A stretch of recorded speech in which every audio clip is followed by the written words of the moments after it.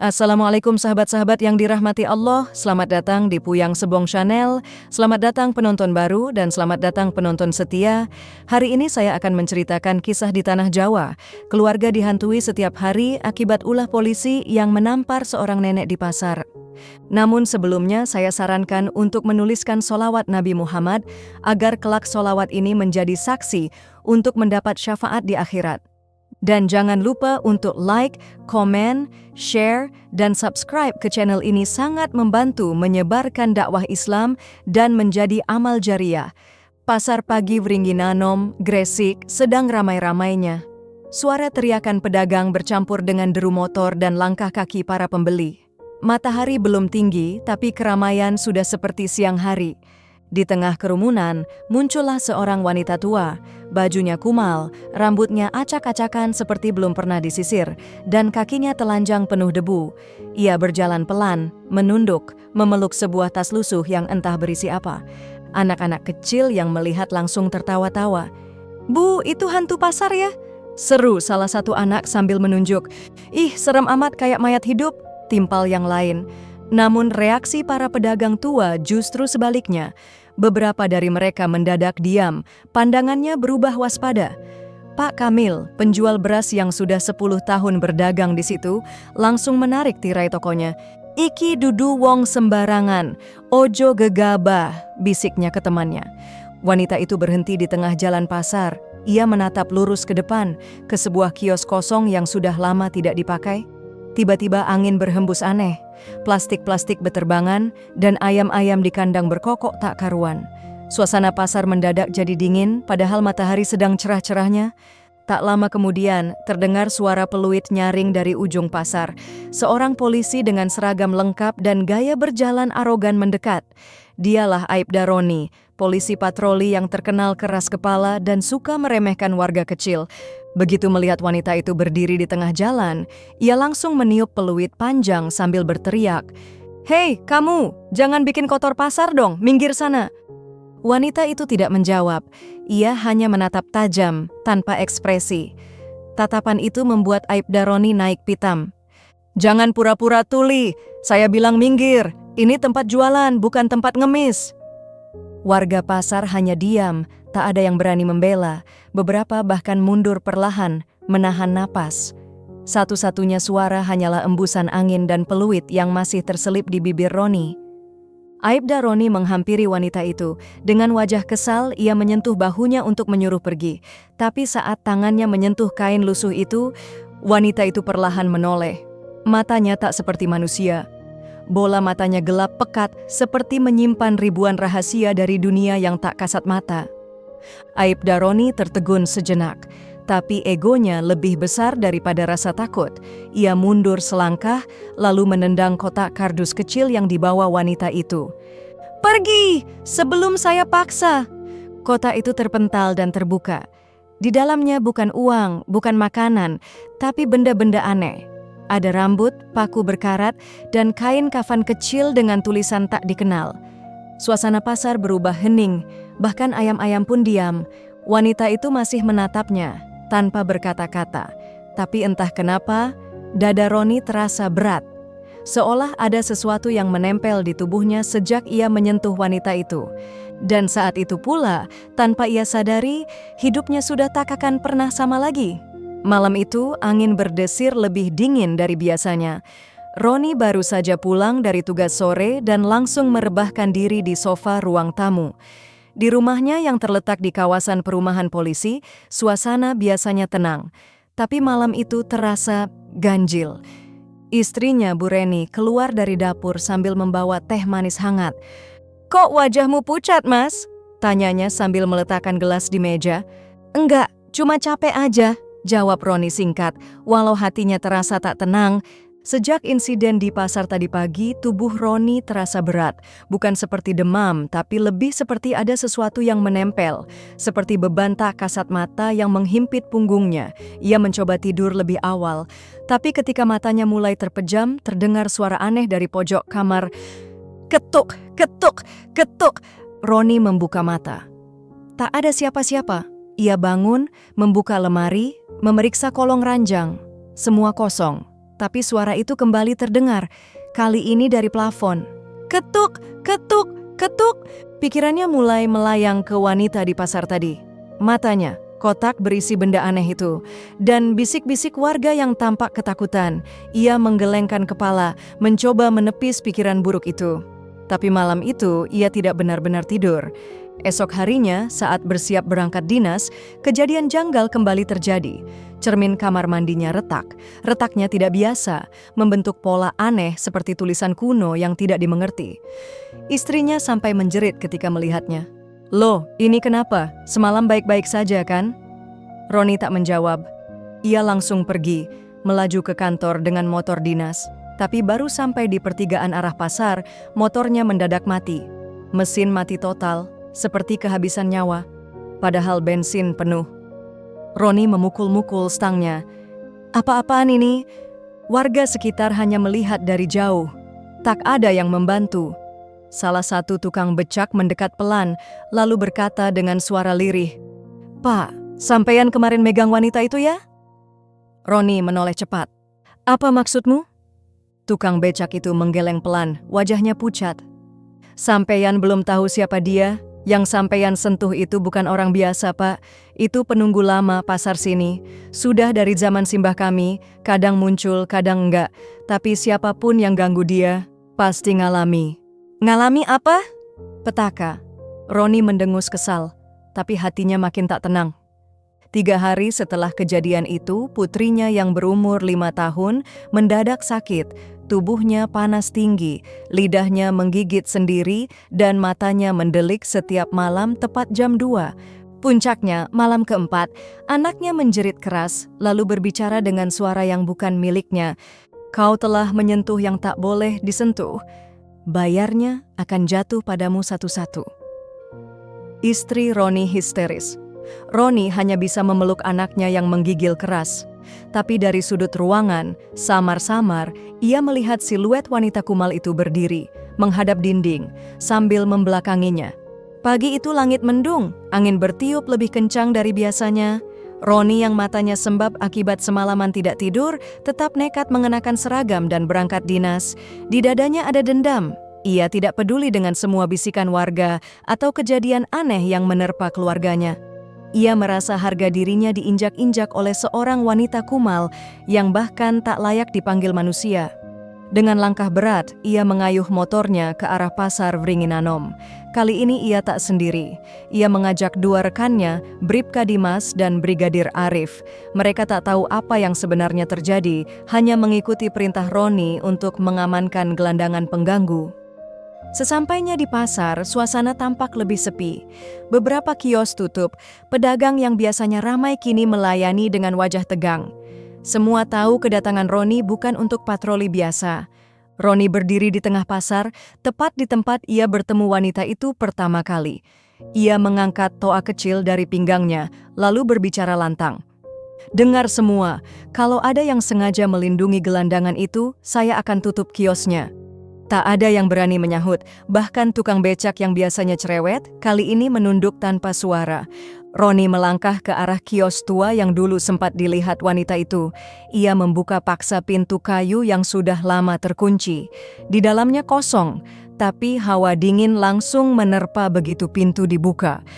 Tiba-tiba dari arah belakang, seorang nenek pedagang jamu menarik lengan bajunya. "Pak, tolong jangan lanjut. Kami semua sudah tahu siapa dia. Kalau panjenengan teruskan, panjenengan bisa celaka." Roni menepis tangan si nenek kasar. "Sudah cukup omong kosongnya. Saya akan usir dia sendiri kalau perlu." Ia menunjuk ke arah tempat sampah belakang kios, tempat di mana terakhir kali wanita itu terlihat. "Kau jaga sini," perintah Roni pada rekannya. Dengan langkah penuh emosi, ia masuk ke lorong sempit yang mengarah ke gudang belakang pasar. Di sana sunyi. Hanya suara gemerisik plastik dan embusan angin. Roni menyisir setiap sudut, tapi tak ada siapa-siapa. Tiba-tiba dari arah pojok gudang terdengar suara sesuatu sedang tertawa pelan. Roni menoleh cepat, tak ada siapa-siapa, tapi bau anyir mulai menyeruak. Bau seperti darah dan bangkai yang bercampur. Cahaya matahari tak bisa menembus ke dalam, seolah tempat itu menyerap cahaya. Sementara itu, di tengah pasar, Bribka Dimas mulai gelisah. Ia melihat seorang anak kecil berdiri menatapnya dari kejauhan, tapi wajah anak itu pucat sekali. Terlalu pucat untuk manusia. Anak itu berkata pelan, "Suruh dia berhenti sebelum malam Jumat datang, karena kalau tidak bukan cuma keluarganya tapi seluruh pasar akan gelap." Brigadir Arif mendekat dan bertanya siapa yang diajak bicara. Tapi anak itu sudah tidak ada. Di lorong gudang, Roni menemukan sesuatu. Bukan wanita itu, tapi 3 buah boneka kayu berlumur tanah liat, bertuliskan nama lengkapnya, istrinya, dan anaknya. Dan di bawah boneka itu ada secarik kain kafan. Bertuliskan darah, "Jangan ganggu yang menjaga pasar ini." Hari semakin suram. Wajah Roni pucat, matanya kosong saat kembali ke kantor polisi. Ia menggenggam boneka-boneka kayu itu dalam kantong plastik hitam, tapi tangannya gemetar tanpa ia sadari. Tak ada sepatah kata pun keluar dari mulutnya. Rekan-rekannya bingung, tapi tak berani bertanya. Ada aura ganjil yang menyelimuti tubuh Roni sejak dari pasar tadi. Sementara itu, di rumah, anaknya, Naya, kembali mengalami kejang. Tubuh mungilnya melengkung aneh, mulutnya berbusa, dan matanya terbuka lebar seperti menahan sesuatu dari dalam. Bu Reni panik bukan main. Mas cepat pulang! Naya kerasukan lagi!" Begitu Roni sampai di rumah, suara anaknya terdengar sampai keluar pagar.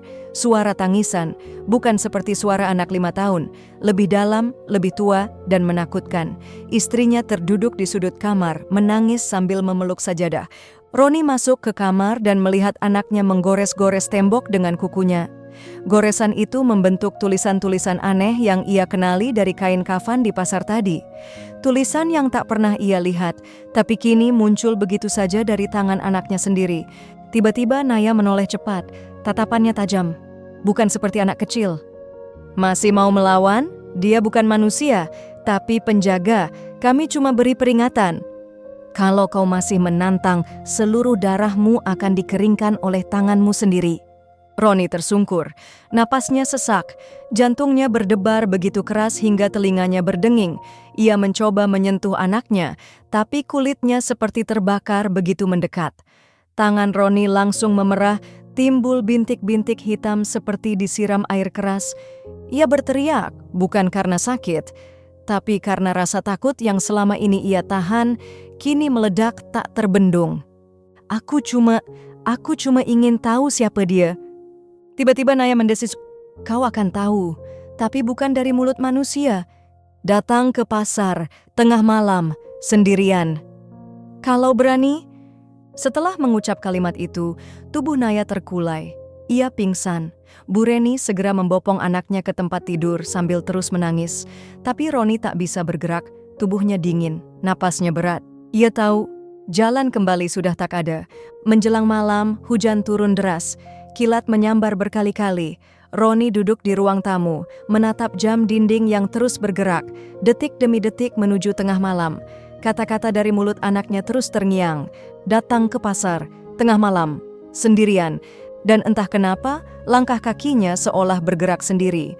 Hujan tak ia hiraukan, petir tak ia pedulikan. Ia ambil jas hujan, lalu melajukan motor ke arah pasar yang kini sudah gelap total, tak ada satu lampu pun menyala. Bahkan listrik sekitar pasar padam, seolah menanti kedatangannya. Hujan masih turun ketika Roni sampai di depan pasar Wringinanom. Gerbang pasar terkunci rantai, tapi rantai itu seolah berkarat dengan sendirinya saat disentuh. Berderit pelan, pintu gerbang terbuka tanpa paksaan. Angin dingin menerpa wajahnya, membawa aroma tanah basah dan bau anyir yang menusuk. Pasar itu gelap gulita.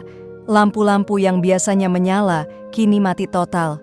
Tapi anehnya, lorong utama pasar justru seperti diterangi cahaya samar keunguan dari entah mana asalnya. Roni melangkah masuk, pelan, satu-satu. Air menetes dari atap, menimbulkan bunyi ritmis yang membuat bulu kuduknya berdiri. Langkahnya membawanya ke bagian belakang pasar, tempat di mana ia melihat boneka-boneka kutukan itu. Tapi kini tempat itu kosong, hanya genangan air hujan di lantai dan selembar kain putih tergulung rapi di tengah ruangan. Roni mendekat.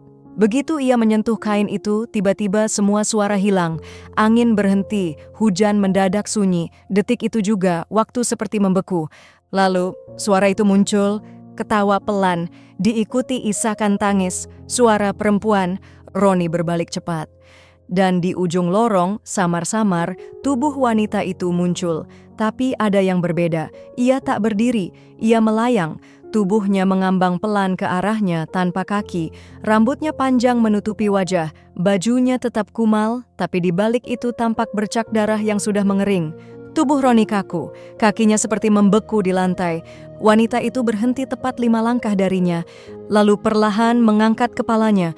Wajahnya bukan wajah manusia, kulitnya pucat keabu-abuan, matanya hitam legam tanpa bola mata. Di bawah mata mengalir garis air mata darah. Mulutnya terbuka pelan dan suara parau keluar, "Kau sudah menyentuh tubuhku. Kau sudah mengusikku. Sekarang kau harus tahu siapa aku." Tiba-tiba pasar bergetar. Suara jeritan terdengar dari segala arah. Bukan hanya satu suara, tapi puluhan. Roni menutup telinganya, tapi suara itu masuk langsung ke dalam kepalanya. Gambar-gambar mengerikan berkelebat di pikirannya. Sosok-sosok tua, bayi-bayi yang dikubur hidup-hidup, darah menggenang di antara sayur mayur, dan wanita itu berdiri sendiri di tengah genangan merah. "Aku penunggu pasar ini sejak sebelum kalian datang. Dulu aku dibakar hidup-hidup karena dituduh mencuri beras. Padahal aku cuma minta sedikit untuk anakku yang sekarat. Tapi kalian, manusia seragam itu, memutuskan nasibku dengan api. Dan kini keturunanku menunggu, siapapun yang mengulang kesalahan itu akan kubawa satu-satu." Roni terduduk, air mata mengalir deras, tangannya gemetar. Ia tak bisa menahan tubuhnya yang lemas. Aku nggak tahu. Wanita itu melayang makin dekat. "Anakmu telah membuka jalan, tapi belum terlambat.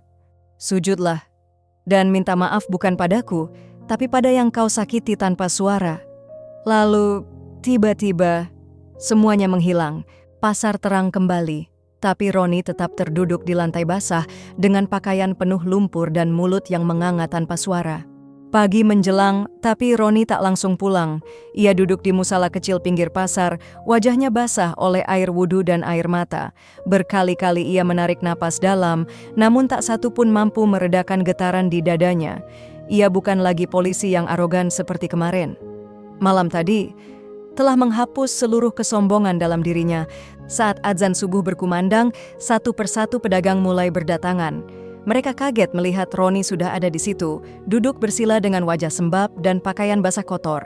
Tak ada yang berani bertanya, hanya pandangan simpati dan sebagian ketakutan. Dari kejauhan, suara langkah kaki perlahan terdengar, bukan satu tapi 2. Roni menoleh dan jantungnya nyaris berhenti berdetak. Wanita itu muncul kembali. Tapi kali ini, dalam wujud seperti manusia, ia mengenakan gamis lusuh dan kerudung hitam. Tak melayang, tak berdarah, tapi sorot matanya tetap menembus hati yang paling dalam. Di sebelahnya berjalan seorang pria tua bertongkat, mengenakan sorban putih dan sarung kumal. Wajahnya seperti tak asing, tapi Roni tak bisa mengingat di mana pernah melihatnya. Tanpa berkata sepatah kata pun, wanita itu duduk di depan Roni. Wajahnya menatap datar, sedikit senyum di bibirnya, tapi senyum yang tak membuat tenang. "Akhirnya kamu datang juga," katanya lirih. Roni menunduk dalam, suaranya bergetar saat bicara. "Siapa kamu? Sebenarnya siapa kamu?" Wanita itu menoleh ke arah pria tua di sampingnya. Pria itu tersenyum kecil, lalu menjawab dengan suara parau namun tenang. "Dia bukan siapa-siapa, tapi dia adalah korban dari arogansi seperti kamu.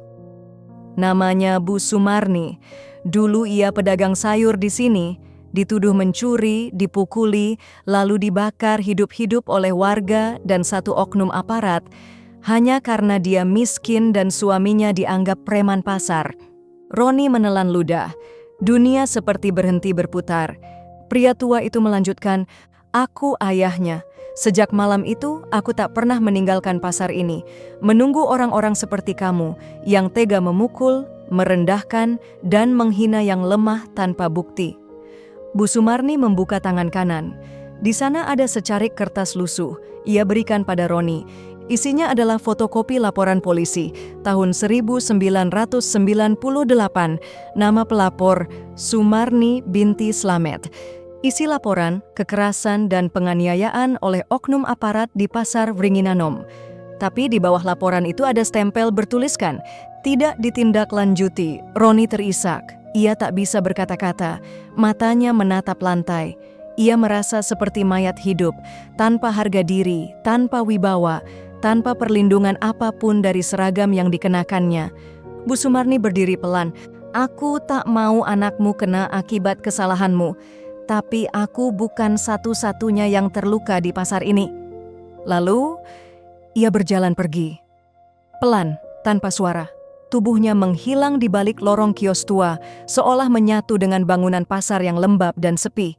Pria tua itu menatap Roni terakhir kalinya, lalu berbisik, "Kalau kau mau bebas, kembalikan hak orang yang telah kalian ambil, minta maaf di tempat semua mata bisa melihat, atau anakmu akan menjadi penerus kutukan." Dan detik itu juga mereka lenyap, seolah tak pernah hadir. Hari itu, untuk pertama kalinya dalam sejarah Polsek Wringinanom, seorang polisi aktif berdiri di tengah pasar, bukan untuk merazia atau mengatur lalu lintas, tapi untuk meminta maaf. Roni mengenakan pakaian dinas lengkap, berdiri di atas peti kayu bekas dagangan, dikelilingi ratusan pedagang yang mulai menghentikan aktivitas. Banyak yang merekam, banyak pula yang hanya menatap penuh tanda tanya. Dengan suara gemetar, Roni bicara. "Saya, Roni Santoso, polisi yang kemarin bertindak semena-mena pada seorang wanita yang saya kira gelandangan. Saya ingin minta maaf, di tempat ini, di hadapan kalian semua." Orang-orang saling pandang. Saya menyadari seragam ini bukan alasan untuk menginjak harga diri orang lain. Saya bukan siapa-siapa, dan saya menyesal telah bersikap arogan, terutama kepada wanita tua yang kemarin saya hina. Ia berhenti sejenak, matanya menyapu kerumunan, tapi wanita itu tak terlihat. Saya juga ingin minta maaf atas kesalahan para pendahulu kami, yang pernah membuat nyawa orang tak berdosa terenggut tanpa keadilan. Saya tahu, permintaan maaf ini tak akan cukup, tapi saya ingin mulai dari sini. Orang-orang mulai terdiam, beberapa pedagang wanita terlihat menyeka mata, suasana pasar menjadi hening sesaat, sampai akhirnya seorang pria paruh baya maju dan menepuk pundak Roni pelan. "Saya saksi waktu Bu Sumarni dibakar di sini dulu. Saya masih kecil, kami semua diam karena takut. Tapi saya ingat, dia tidak mencuri, dia hanya minta beras sisa." Lalu, satu persatu mulai maju, bukan untuk menyerang, tapi untuk bersaksi tentang kekejaman masa lalu, tentang ketidakadilan yang sudah lama dilupakan. Sementara itu, di rumah, Naya yang masih terbaring lemas tiba-tiba membuka mata. Ia tersenyum pelan, tak lagi kejang, tak lagi bicara dengan suara aneh. "Bu, aku mimpi ketemu perempuan baik. Dia peluk Naya, katanya Naya nggak apa-apa lagi." Bu Reni menangis. Ia tahu, sesuatu telah berubah. Suaminya akhirnya melangkah di jalan yang benar. Seminggu kemudian, di sudut belakang pasar, berdiri sebuah tugu kecil dari batu kali. Di atasnya terukir tulisan, "Untuk yang pernah dihina, dituduh dan dilupakan, pasar ini menjadi saksi. Maaf yang tulus lebih kuat dari arogansi manapun." Orang-orang mulai menaruh bunga, makanan, dan sesekali menyapu area itu dengan hati-hati. Tak ada yang berani bicara keras di sekitar tugu itu. Semua diam, semua paham bahwa meski sosok itu sudah tak tampak, tapi ia tak pernah benar-benar pergi. Dan Roni kini menjalani hidup dengan cara berbeda, lebih rendah hati, lebih hati-hati. Namun satu hal yang tak bisa ia hilangkan. Kadang, saat ia menutup mata di malam hari, ia masih bisa melihat wanita itu berdiri di ujung lorong pasar, tersenyum tipis, menatapnya, lalu berbalik dan menghilang perlahan di balik kabut.